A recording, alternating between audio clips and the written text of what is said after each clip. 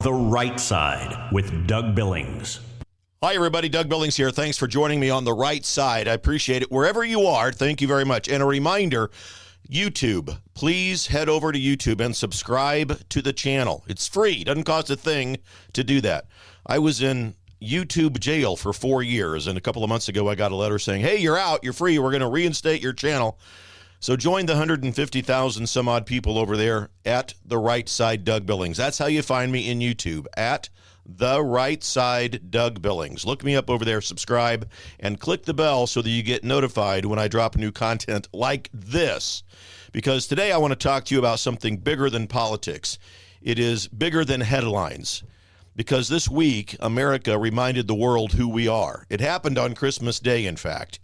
While the pundits were busy arguing about tone and optics or what kind of kookery Candace Owens is going to say next, and while the elected class is on vacation now until after the new year, while the talking heads on social media are more concerned about clickbait than they are credibility, the United States of America acted on Christmas Day under the authority of President Trump, and they carried out targeted strikes against ISIS-linked terrorists in Nigeria. And before the media finishes warming up their outrage, let me say this plainly and clearly, ladies and gentlemen, without apology. This is what leadership looks like. No speeches, no hashtags, no summits with bad coffee and empty promises. Action. No, slow it down a bit with me and let's look, okay? Because we take our time over here to look at what's real. This moment matters more than the headlines will admit that it does. For years now, ladies and gentlemen, years, radical Islamic terrorists have been slaughtering Christians in Nigeria, primarily Catholic Christians. Entire villages burned to the ground, families murdered, children kidnapped in traffic. And what did the so-called international community do? They issued statements. They expressed concern. They held protests. And panels of discussions. Yes, we've got to have another confab to decide what to do next.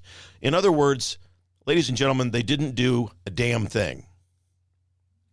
And here's the truth that the media will not say out loud. The global left is far more comfortable with Christian persecution than they are with American strength.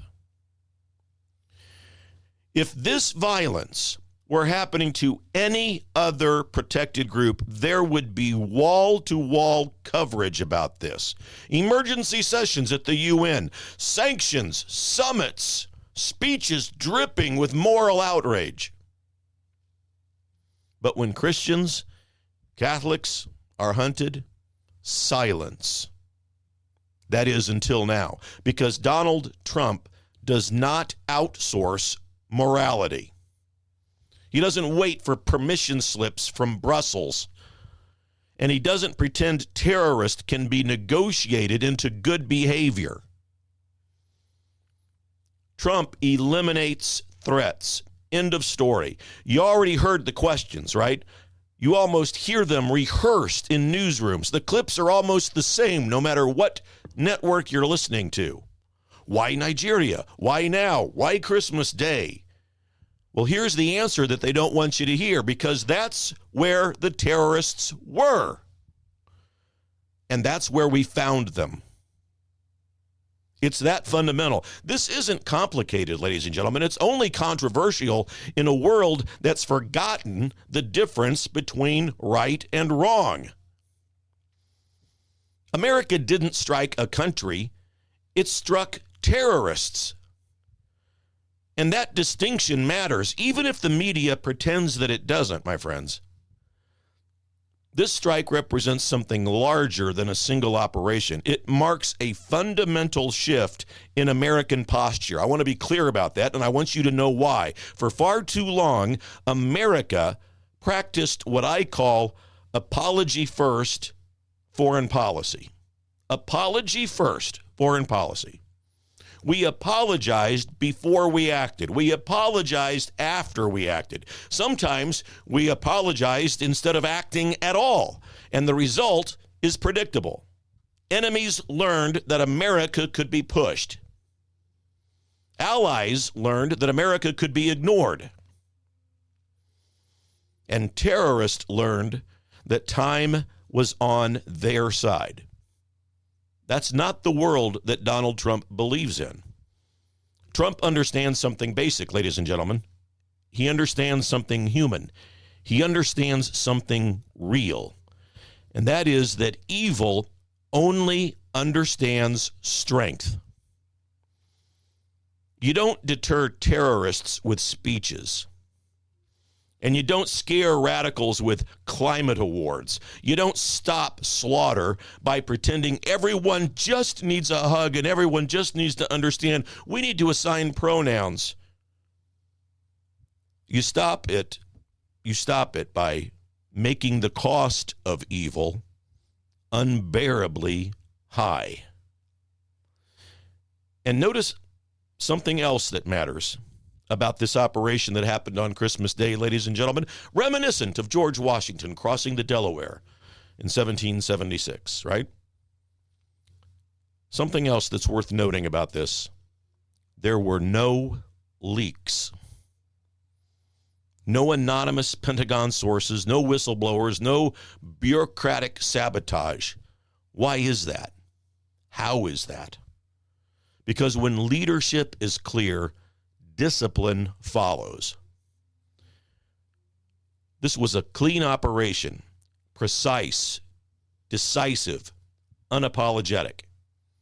And now the media out there scrambling to reframe it, as they always do. They want to ask if this was symbolic in some way, provocative, escalatory. Oh my goodness. The snowflakes are out in force, whining, looking for safe rooms. They're asking the wrong questions on purpose. They're under orders to ask these questions. They're under orders to spin it by the radical liberal hierarchy. And you'd better believe I'm not joking. I'm not being the least bit cynical. The media are under orders. They always have been for the last 2 or 3 decades from the radical left. Here's what you ought to talk about. That's why when you see the montage of clips from the various talking heads on all of the networks on lamestream media, they're saying the same thing. They're under orders. They're given a script. The right question they should be asking is, did it make innocent people safer? And the answer to that is a resounding and obvious yes. The left hates that answer because it destroys their worldview. They want complexity. They want ambiguity. They want endless debate. Well, Trump believes in clarity. Terrorists kill innocent people, and America stops terrorists. End of discussion. And yes, the timing does matter. Christmas Day. The media calls it reckless. Well, I call it a message. Christmas is about light entering a dark world. And what better day to remind all of us, those who traffic in darkness especially, that they will not operate with impunity.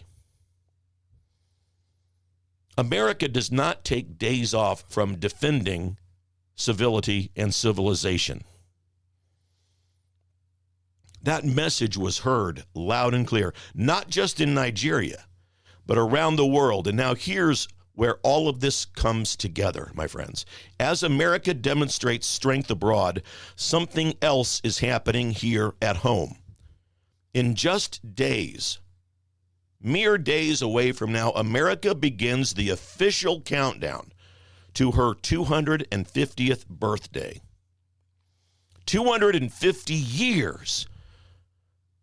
That number, when you think about it, should stop you cold in your tracks. Empires rise and fall faster than that. Civilizations crumble, borders dissolve, cultures disappear. Yet here we are. We are flawed, we are imperfect. Sometimes we're loud, but we are still standing. And really not just standing, but leading again. For years, we were told not to be proud of America, of any of that strength, any of that leadership. We were told that America was something to apologize for. The dark messiah of the radical liberal party, Barack Obama himself, went on an apology tour. Remember that, beauty? Something to explain away, we were told, was America. Something to soften. But here's the truth that they never erased. You don't just last 250 years by accident. You last because something about your foundation works. And the key element in our foundation is that we're founded by God's divine providence. 100%. America wasn't built on bloodlines. It wasn't built on ethnicity. It wasn't built on obedience to kings. It was built on providence and ideas. Dangerous ideas to some. That rights come to us from God, not the government. That power should be feared.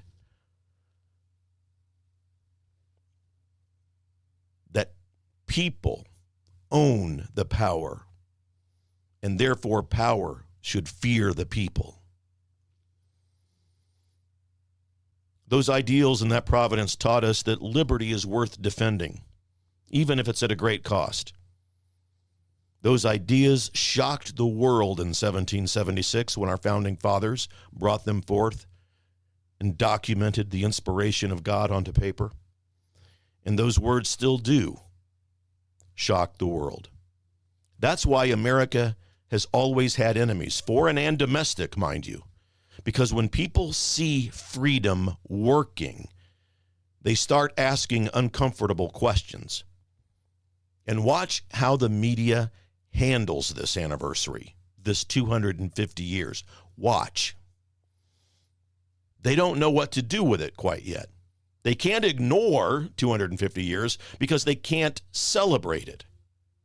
So they minimize it, they sanitize it, and they reframe it as a learning opportunity instead of the victory that it is. But make no mistake, my friends, America at 250 years is a triumph of all proportions and in all context. Not because we are perfect, but because we corrected ourselves when we made mistakes. No other nation has been as self-critical, really, when we think about it, self-examining as the United States. No other nation has been so self-critical and still survived. No other nation has expanded freedom so consistently. And no other nation has lifted so many people up from more backgrounds, out of poverty, and from oppression, and rescued them in more ways than we could ever imagine and have time to write down. And that's not propaganda, that is history. This anniversary arrives at a very critical moment in America because America is rediscovering her confidence. Parents are pushing back. Workers are asking questions. Communities are rejecting lectures from the radical left. And Donald Trump is back in office, and that shift has accelerated everything. The Great Reawakening is upon us, and it began for many people in 2020 when we woke up to discover the theft of an American presidential election. Trump doesn't speak in the language of apology, ladies and gentlemen. He doesn't hedge when he's talking about American greatness. He doesn't pretend our past is something to be ashamed of, and he understands something quite essential. Pride is not arrogance. Pride is responsibility. And when you love something, think about it. You want to protect it. When you value something, you defend it. And I think that when you believe in something, you want to pass it on. That's what this anniversary will be about. Not guilt, not revisionism, not self-loathing, not the fundamental transformation that Barack Obama, the dark messiah of the radical left, wanted us to engage upon, but renewal. renewal of the divine providence of God and the intent of the founding fathers. Celebrating America does not mean that we deny our flaws, by the way. It means we acknowledge them without surrendering the whole story. The left wants one narrative: America is a villain. But history is more honest than that, my friends. America fought slavery. America expanded rights. It opened doors wide over time. And progress came from holding America accountable to her principles, not abandoning them, not fundamentally transforming them. And that distinction matters. Because when you abandon principles, we don't get progress. What you get is the radical liberal patron demon. You get chaos when you abandon principles. And they want it. The chaos that you see in blue cities, for example, is purposeful. Defund the police. Let violent criminals out of jail early if they're even sentenced to jail at all. So go out on the streets and corrupt more violence and let it all just keep on happening. When Administrator Biden and Vice President Harris were in charge, the open borders were done precisely for that key reason. Oh, I know they wanted the millions to be part of their new electoral base also. I get that. But primarily they wanted those people to come in here to commit chaos and to eventually, and the most evil of all, they want them to dilute the American identity. It's what's happening in Germany with unfettered access and illegal immigration. France and England, they're suffering too. The radical liberal movement, coordinated around the world, wanted the same thing to happen right here in the United States. Dilute the identity of America by letting multiple millions of people in who have no intention at all of assimilating into our culture and our society. We've seen it before. Cities get hollowed out. Institutions are corrupted. The 250th anniversary of America is a reminder. It's a reset if we choose to use it as such. And here's what these two stories meet and what they mean when they meet. America can only defend freedom abroad if she believes in herself at home. Strength without identity becomes brute force. And identity without strength becomes nostalgia. But strength, when it's anchored in the conviction that we were founded by the divine providence of God and the intent of the founding fathers, is how civilizations like ours endure. So as America strikes back against evil, she's also, at the same time, remembering who she is. Not apologizing, not regretting, not forgetting, and that's why this moment matters. Because America at 250 is not an ending, it's an invitation. An invitation to stand tall, to speak plainly, to defend what we inherited.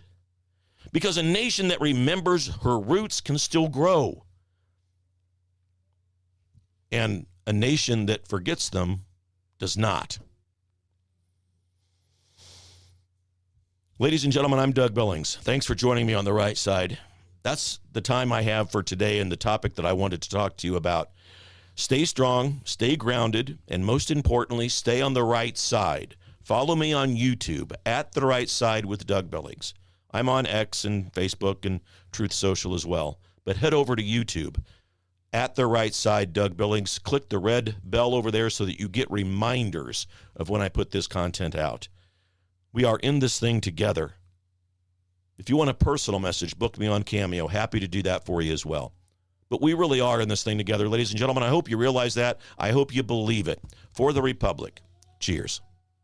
The Right Side with Doug Billings. Hi, everybody. Welcome to the set of my show, Doug Billings. Hey, my good friends at EMP Shield, that's electromagnetic pulse, in case you're from Raytown, Missouri. Electromagnetic pulse could wipe out your home electrical system, could wipe out your vehicle. And thanks to the radical liberal agenda that was put forth under Administrator Biden and Vice President Harris, there are lots of people in this country who want to do us harm. And maybe an EMP device would be their chosen weapon. But EMP Shield gives you a device that can protect you. This little baby here goes on your home outlets, a computer, a router, whatever you want to protect. And then they also have a larger model like this. You can still hold it in the palm of your hand that goes on your vehicle battery so that you can get out of trouble from point A to point B. EMPshield.com. Promo code Doug, ladies and gentlemen. Save yourself, save your property. EMPshield.com. Promo code Doug. We're in this together, folks. Believe it. For the Republic. Cheers. The Right Side with Doug Billings.